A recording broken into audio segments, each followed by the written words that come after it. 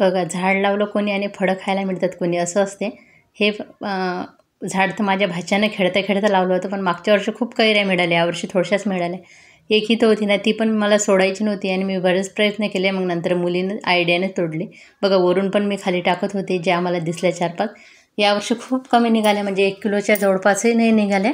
मागच्या वर्षी पूर्ण लोणचं झालं होतं, एवढे निघाल्या होत्या. असं असते की आंबा 1 वर्ष कमी 1 वर्ष जास्त असं येते, पण घरच्या फळाचं एक जरी मिळालं ना तर आनंद मात्र वेगळाच असतो. त्याच्यानंतर बघा इथे मी पक्ष्यांसाठी प्लांटर लावलं, तिथं आंबा आहे तो मी दाखवत होती. आणि बघा हे आंबे 2 किलो घेतले होते, विकायला आले होते तेव्हा. आणि नंतर मग आमच्या झाडाचे तेवढे होते आणि तेवढे पण तोडले आम्ही आणि गप्पा गोष्टी करत मस्त चहा घेत सर्व मिळून कैऱ्या चिरल्या. कारण अशा फोडणाऱ्या तर काही वेळ लागतो म्हणून आम्ही चिरूनच केलं, पण लोणचं छान झालेलं होतं. आणि बघा असं मध्ये मध्ये 1-2 वेळा लोणचं करून झालेलं आहे, थोडं थोडं आता केलेलं आहे. बघा ताई, मी, आई आणि माझी मुलगीसुद्धा होती मध्ये मध्ये करायला.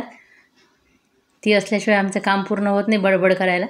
आणि बघा आता मी ताईला दाखवत होते की इथे इथं कैरी लागलेली आहे आणि त्यांना मात्र दिसत नव्हती. माझं लक्ष पूर्ण झाडाकडे, कोणतं फळ लागलं आहे काय.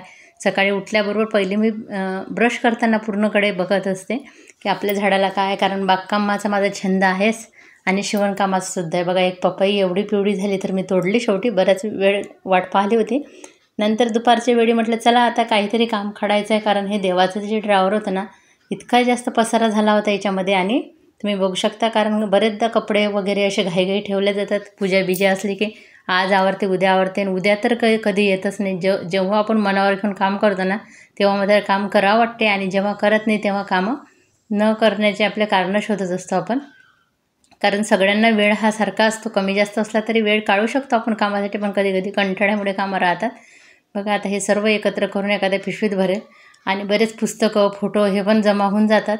आता मार्गशीर्ष महिन्याचे पुस्तक वगैरे मिळतात. हे टाळ बघा वहिनीने दिला होता, हा शेगावरून आणलेला आहे.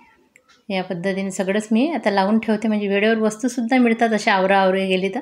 आणि दुपारचा वेळ म्हटलं आज ह्या ड्रावरला दिवस तसे बरेच एक एक करून सर्वच आवरले गेले होते. फक्त हेच राहिलं होतं आणि याच्यात इतका पसारा झाला होता ना, मग असंच हे ठेवायचं. ते आपलं कसं असते, हे कामात पडेल ते कामात पडेल म्हणून पसारा वाढतो. आणि कधी कधी वस्तू लागतात पण आपण काही उगाच ठेवत नसतो त्या, पण कधी कधी न लागणाऱ्यासुद्धा वस्तू ठेवल्या जाते आणि पसारा वाढते. अशी होती आजची दिनचर्या. आवडली ते मैत्रिणींना सबस्क्राईब करा, कमेंट करा. धन्यवाद सर्वांचे.